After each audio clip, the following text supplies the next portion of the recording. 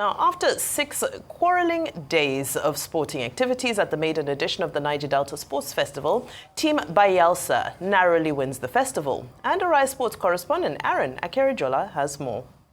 We've come to the final day of the maiden edition of the Niger Delta Sports Festival. I must say it's been one of a kind and a breath of fresh air. And we hope other regions will take inspiration from the Niger Delta region to do something for sports from the grassroots to the intermediate level, with the hope that they can get a vehicle that will transport them from the intermediate to professional levels. It takes a lot of dedication, hard work and commitment to get to that particular point. But we've seen some of the very best of action here at the Niger Delta Sports Festival in Uyo.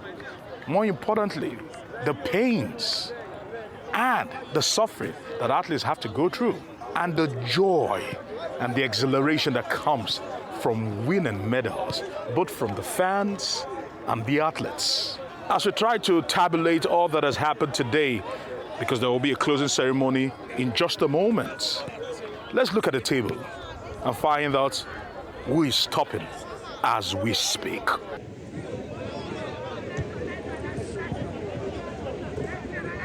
After 6 days of sporting contest, the curtain was partially drawn on the Niger Delta Sports Festival with finals in football, athletics and wrestling, thanks to a strong outing in athletics.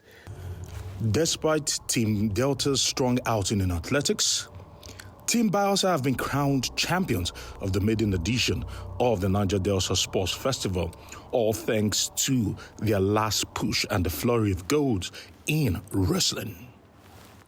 For the close to 3,000 athletes who made it to Uyo with their respective states, it's possibly an experience they will live with, even if they drop out of sport as a career in the future. Some of the major results from the final day includes: in football finals for female, Team Delta defeated Ondo 4-2, picked up gold in the men's basketball event. Akwa Ibom coasted home 4 gold in the 1,500 meters women's race.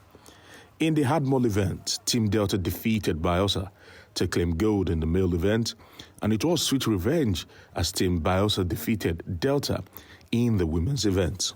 As the curtain falls on the maiden edition of the Niger Delta Sports Festival, one thing has been made clear and true to everyone here, and that is the fact that when industry and inspiration blend together in unison, what we get is excellence, both for athletes, the coaches, and everyone to see. Because from the look of things, these are the future for years to come. And we are hoping to see maybe the next Marion Yali, the next Victor Ekweba, maybe the next Inia Falk.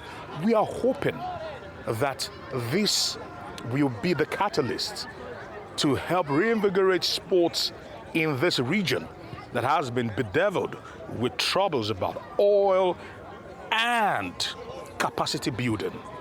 The Niger Delta have done their bits. It's now over to the federations to take it from here with the hope that they can pull these athletes in, sharpen them up, and send them in as arrows to the world to conquer, like we've seen from the likes of Blessing Akagbare. I have been Aaron Akerijola reporting from the Godswill Akpabio International Stadium here in Uyo for Rise News.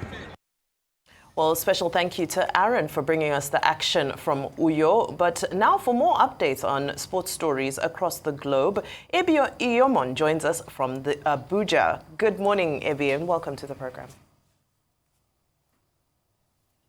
Oh, good morning, Vimbai. Good morning, Rotus, and good morning, Dr. Abati. Nice to see all three of you this morning. I will just run quickly through some of the events for today and what happened yesterday. Well, yesterday, it was confirmed that Nigeria officially expressed interest to host the 2030 Commonwealth Games. And this is coming from especially a statement released by the NOC spokesperson, that's Tony Nizaya.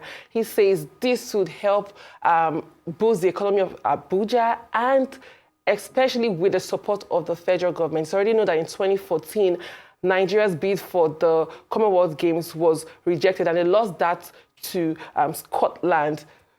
The chances for Nigeria even hosting any big international game may seem slim because of the level of infrastructure here in Nigeria. The last time Nigeria hosted any big tournaments as such was in 2003, where they hosted the All-African Games. So what happens for Nigeria? We'll move away from that quickly to the Premier League, where yesterday we had Leicester City lose their 8th straight home game. That's a record in the Premier League, and they could be relegated during the weekend, the Easter weekend, because of the series of losses they've had. Newcastle United shone like a million stars, and their chances for Europe is looking solid now as it stands, with them being 5th on the table. And away from that, we have Rio Ferdinand talking about Victor Osimhen, where he said that Manchester United need to sign a striker like him. He was full of praises for Osimhen, especially after the performance during the Manchester derby that saw so many chances of United being wasted. Let's take a quick listen to that.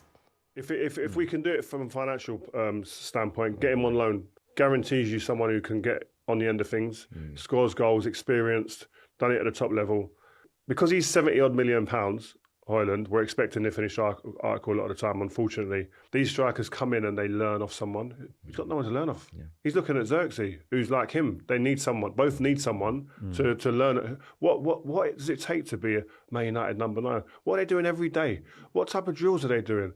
Well, the first 2 quarterfinal matches of the Champions League will be played today as Arsenal host Real Madrid at the Emirates. They'll be taking on 15-time Champions League winners at the Emirates. They'll see if they can get a victory. There's been a lot of talks, especially from Arteta, who said he's convinced that he can get a victory against Real Madrid. We'll see how that pounds out. For Inter Milan, they face on the Bayern side, who are without Musiala. Musiala, who's been knocked out of the season because of an injury sustained over the course of the weekend. They face an Inter side who have been almost perfect in defense this season. And finally, for me, we look at tennis, where Daniil Medvedev overcame a cramp to defeat Khachanov. And this is a victory which he really needs, because he's been looking for a title since 2023. We'll see if he can get that at the Monte Carlo. But at the Monte Carlo, there are some big names there, especially with the likes of Djokovic, who may be some of the players to stop him. We'll see how that pounds out for Daniil Medvedev. Well, that's all for me on the World of Sports today. Well, thank you very much, Ebi Yoma, from Uyo to Abuja. Excellent work on the coverage of the Niger Delta Sports Festival, organized by the NDDC, Niger Delta Development Commission. We take a short break now, and as we do so, we're just receiving some messages that there's some crisis at the Banana Island here in Lagos, with a minister from Abuja having ordered some demolition in that particular estate. Well, whoever is responsible should know that this is causing some kind of confusion around that Ikoyi area of Lagos. We just got out of one, another one is developing. But we'll keep an eye on this development to see what is happening as it affects the public.